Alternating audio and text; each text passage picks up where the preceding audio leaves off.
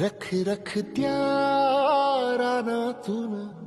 थोडं पुढे जाऊ गड्या पाऊल आज ज्या मुद्द्यावरती आम्ही इथं आलोय त्याला न्याय मिळाला पाहिजे. पाऊल थकलं नाही सुकलेल्या भाकरीला पाण्यासंग खाऊ गड्या पाऊल थकलं नाही गड्या पाऊल थकलं नाही झालो बरबाद जरी बसला घाव उरी कलेची आग सार जाळून जाईना अडला घास असा काळा वनवास असा